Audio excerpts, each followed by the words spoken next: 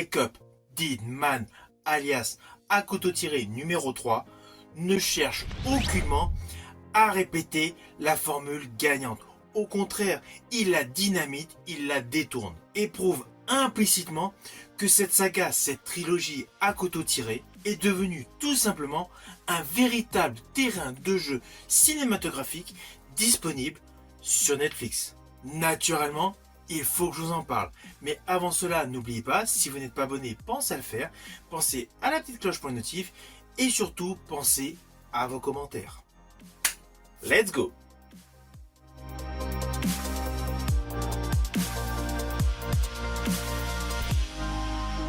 Alors tout d'abord, fiche technique de ce film. Il a pour titre original Wake Up Dead Man. En fait, il s'agit du troisième opus de la saga des Hakuto, initié en 2019, suivi du deuxième opus Glass Onion en 2022, suivi maintenant de ce troisième opus en 2025. Les trois films sont réalisés par Bryan Johnson, sur des scénarios de Bryan Johnson, et met en vedette principale l'ex James Bond Daniel Craig. Oui, je ne précise pas le reste de la distribution, car au fil des films, cela change à chaque fois. Et ce film a une durée d'un peu plus de 2 heures, avec l'histoire suivante.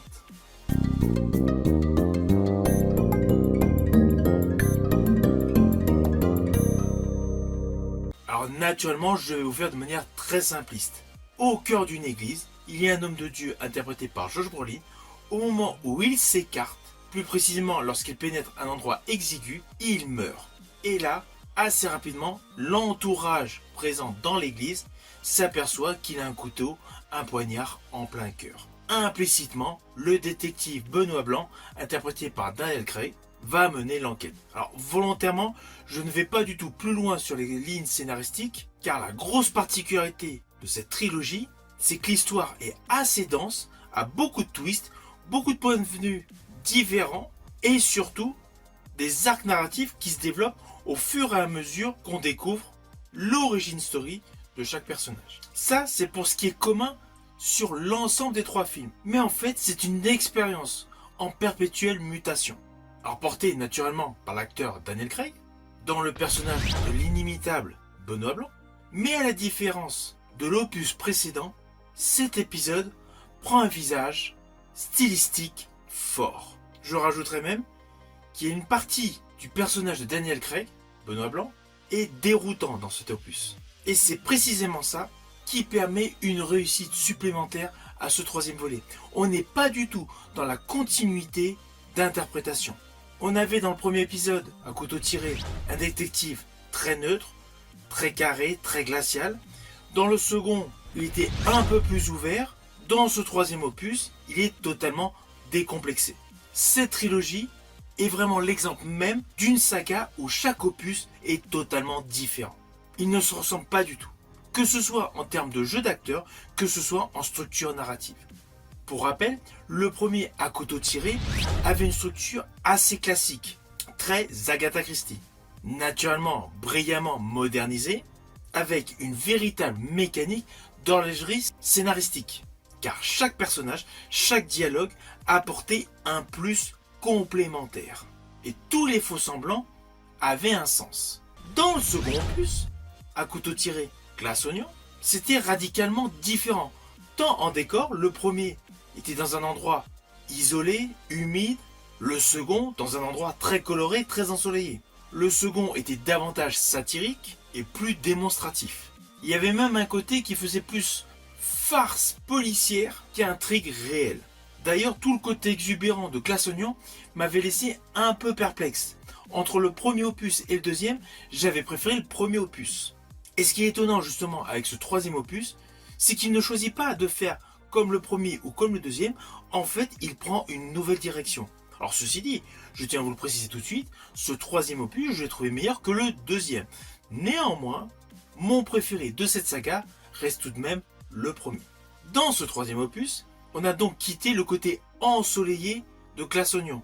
L'ambiance est beaucoup plus sombre, beaucoup plus contemplative. Le rythme est beaucoup plus posé, voire cassé, comme si en fait le réalisateur veut vraiment qu'on regarde chaque détail à l'écran. Je pense notamment à la vidéo qui a été retrouvée dans l'histoire. On retourne en arrière et du coup on redécouvre une scène. Et cette scène est assez particulière. Elle prend son temps. Alors oui, il y a beaucoup de dialogues, c'est tout à fait logique dans ce type de film. Mais les dialogues prennent leur temps. Et côté dialogue, le personnage, interprété par Daniel Craig, est différent des deux autres opus. Il parle moins. C'est vraiment l'opus où il parle moins. Il parle beaucoup, certes, mais beaucoup moins que les deux précédents. Là, il est davantage dans l'observation. Je pense notamment à une séquence où un prêtre rentre dans un commissariat affublé de terre, lui sort du commissariat et du coup l'emmène tout de suite à l'extérieur. Il y a très peu de dialogue, il le fait monter dans la voiture, et voilà, juste des gestes, un jeu de regard, la scène est expliquée. On n'a pas forcément, à chaque interaction, un dialogue. Dans ce troisième opus, le personnage de Benoît Leblanc est davantage sur l'observation. On pourrait penser que le personnage est beaucoup plus fatigué et du coup effectue un travail introspectif. Et c'est justement cela qui m'a hypé dans ce troisième opus. J'ai trouvé cela innovateur et du coup plus attrayant pour suivre l'histoire. Ainsi, son personnage devient tragique. Il est véritablement coincé entre son génie analytique et le poids moral de ce qu'il découvre. Alors dans ce film, il y a pas mal de choses qui changent, c'est clair. Il y a une scène qui m'a particulièrement frappé. Je dirais en fait, elle casse complètement le rythme de l'enquête initiée depuis la mort du prêtre interprété par Josh Brolin. C'est la scène dans le cimetière de nuit sous la pluie. On y découvre une chapelle qui est cassée et un individu sort. Là, il y a une poursuite, le jeune prêtre arrive et se prend un bourre-pif. Alors, volontairement, je ne vous dis pas qui sont les autres protagonistes. Je ne veux pas du tout vous spoiler.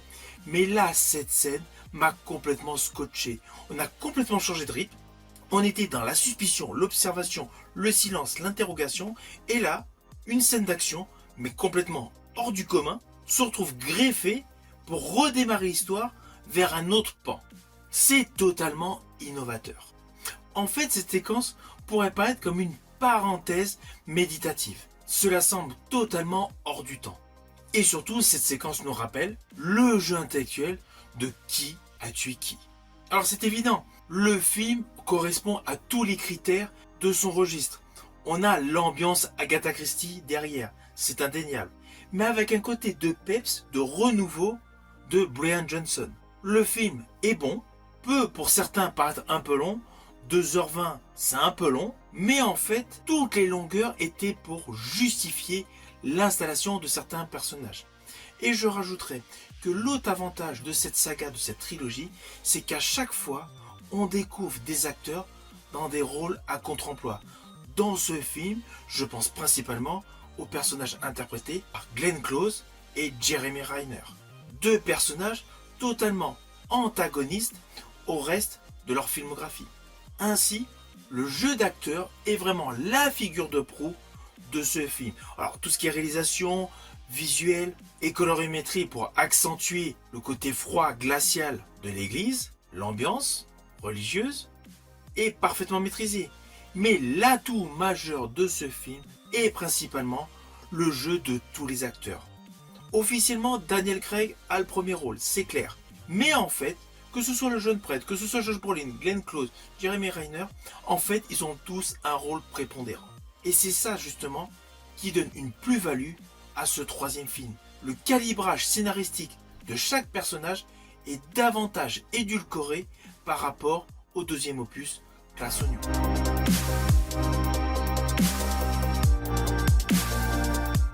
Alors au final, naturellement, c'est un film que je vous invite à découvrir sur Netflix. Vous n'avez pas besoin d'avoir vu les deux autres opus. L'histoire est complète, l'histoire tient en haleine du début jusqu'à la fin. C'est ce que j'appelle un grand moment de cinéma sur un petit écran. Une fois que vous aurez vu ce film, n'hésitez surtout pas à revenir sur ma chaîne, tout simplement pour me dire votre opinion. Je vous dis à bientôt pour une prochaine vidéo.